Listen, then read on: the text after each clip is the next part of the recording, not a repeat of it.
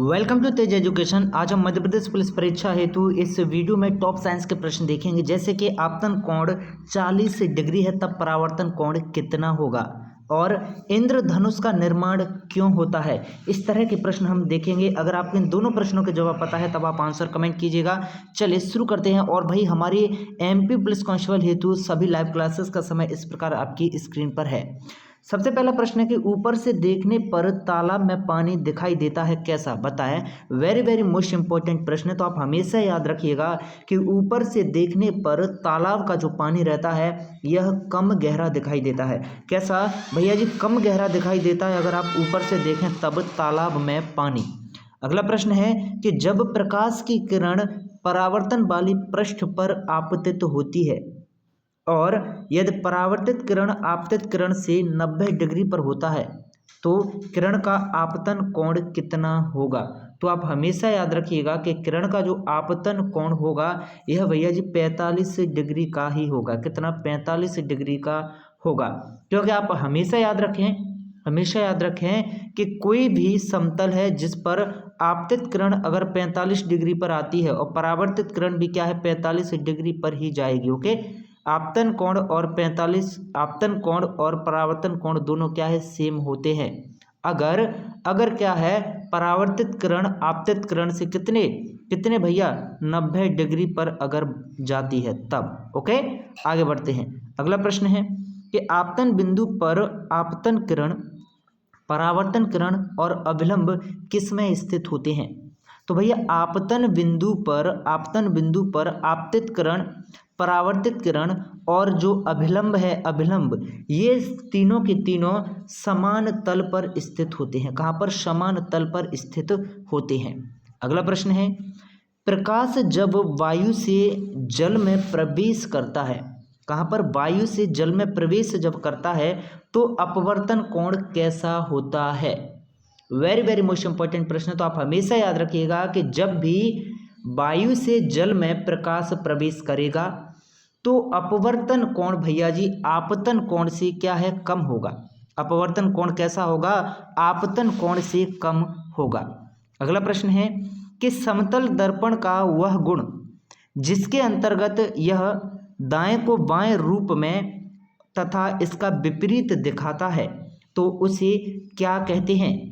तो आप हमेशा याद रखें कि समतल दर्पण का वह गुण जिसके अंतर्गत यह दाएं को बाएं रूप में और इसका विपरीत दिखाता है तो भैया इसे कहते हैं पार्श्व विलोमन। क्या कहते हैं? इसे पार्श्व विलोमन कहते हैं मेरे भैया। ओके, विकल्प डी इसका सही जवाब है। ओके, क्या कहते हैं? इसे पार्श्व विलोमन कहते हैं। तो पार्श्व विलोमन का गुण कहाँ पाया जाता है? समतल दर्पण में भैया पार्श्व विलोमन का गुण पाया जाता है। क्या होता है इस पार्श्व विलोमन गुण में? काफी महत्वपूर्ण प्रश्न में जोर देकर आपको इस प्रश्न को बता रहा हूं कि भैया समतल दर्पण में जब भी आप अपना चेहरा देखते हैं तो क्या होता है? दायां भाग बाईं तरफ देखता है और बायां भाग किधर? दाईं तरफ देखता है। ओके, इसी को हम पार्श्व विलोमन का गुण कहते हैं। आगे बढ़ते हैं। अगला प्रश्न है कि वह विकार जिसके कारण व्यक्ति दूर की वस्तुओं को स्पष्ट रूप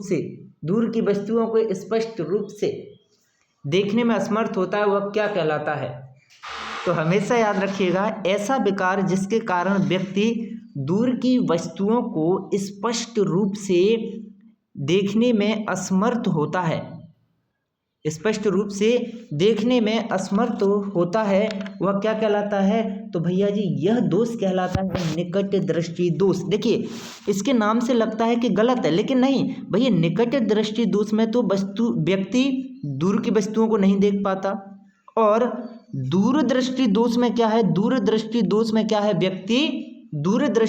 में व्यक्ति निकट की वस्तुओं को नहीं देख पाता है। ओके, बहुत ही अच्छा प्रश्न है मेरे भैया, वेरी वेरी मोस्ट इंपॉर्टेंट प्रश्न है। तो हमेशा याद रखिएगा कि दोनों भैया नाम के बिल्कुल विपरीत होते हैं, ऐसा लगता है। आगे बढ़ते हैं। एक वस्तु जल से भरी टंकी की तली में रखी हुई है जो कि अपनी वास्तविक गहराई से कम गहराई पर रखी हुई दिखाई पड़ती है। ऐसा किसके कारण होता है, बताएं।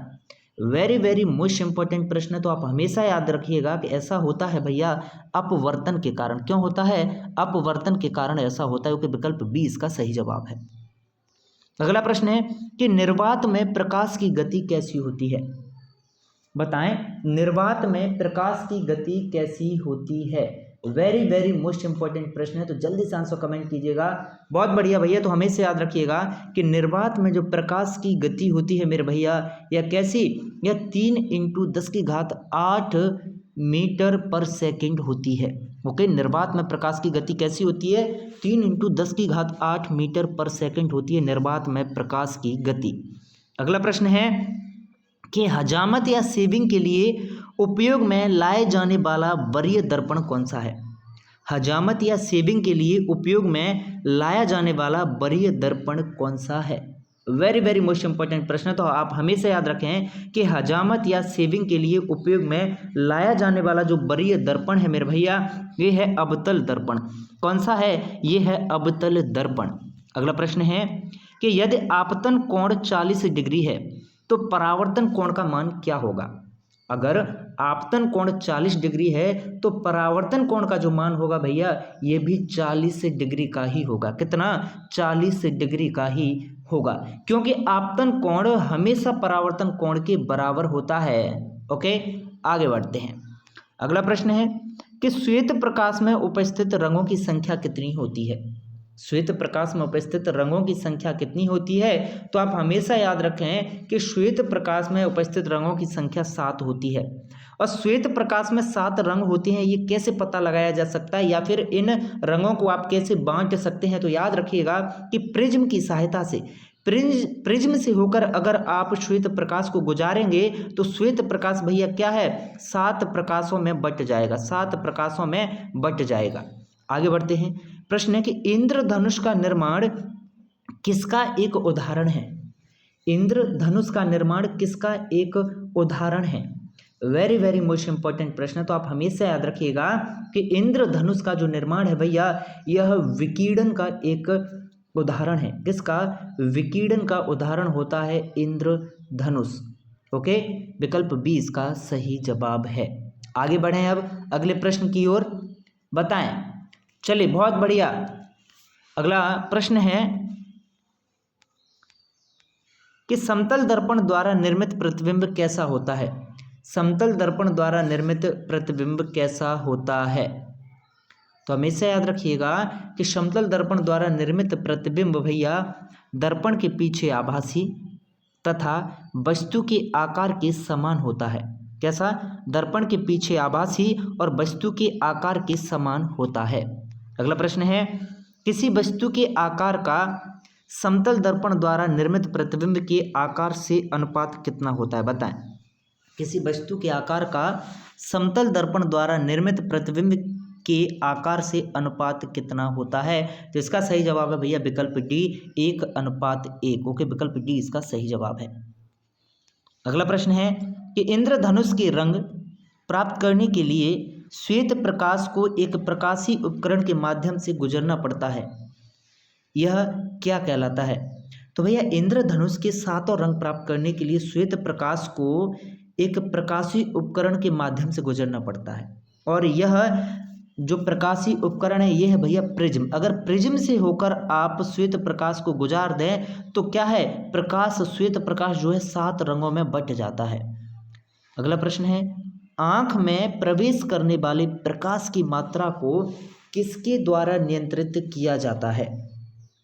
तो आप हमेशा याद रखें कि आँख में प्रवेश करने वाले प्रकाश की मात्रा को नियंत्रित किया जाता है आयरिस के द्वारा। किसके द्वारा, आयरिस के द्वारा नियंत्रित किया जाता है। ओके, विकल्प डी इसका सही जवाब है। अगला प्रश्न है कि आँख के किस क्षेत्र में कोई संवेदी कोशिका नहीं होती है।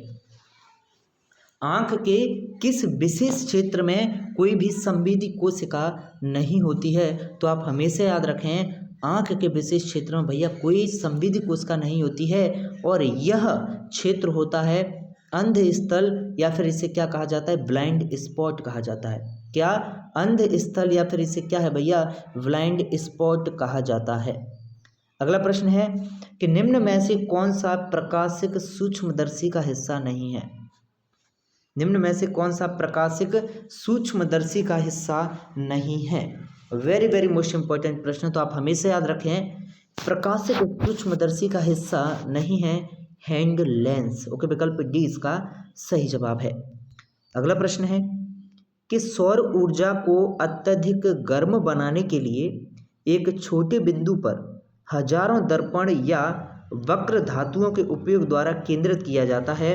यह किस में होता है? यह सौर भट्टी में होता है या सौर सेल में, या सौर हीटर में होता है या सौर बैटरी में? इसका सही जवाब है भैया सौर भट्टी, विकल्प ए। अगला प्रश्न है जब प्रकाश की किरण समतल दर्पण पर सामान्य रूप से आपतित होती है तो प्रकाश की किरण में क्या परिवर्तन देखने को मिलता है? बताएं।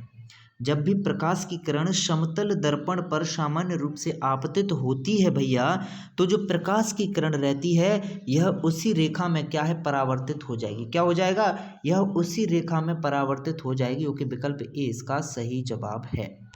क्लियर सभी का? चलिए आगे बढ़ते हैं। अगला प्रश्न है चलेगा, और अगला प्रश्न है आपको कमेंट करना है कि समतल दर्पण द्वारा बना प्रतिबिंब कैसा होता है? इसका आंसर आपको कमेंट करना है। और आभासी प्रतिबिंब हमेशा कैसा होता है? इसका भी आंसर आपको कमेंट करना है। इन दोनों प्रश्नों के जवाब हम आपको बताएंगे अगले वीडियो में। आप बने रहें तेज एजुकेशन के साथ। तब तक के लिए जय हिंद, जय भारत, जय महाकाल।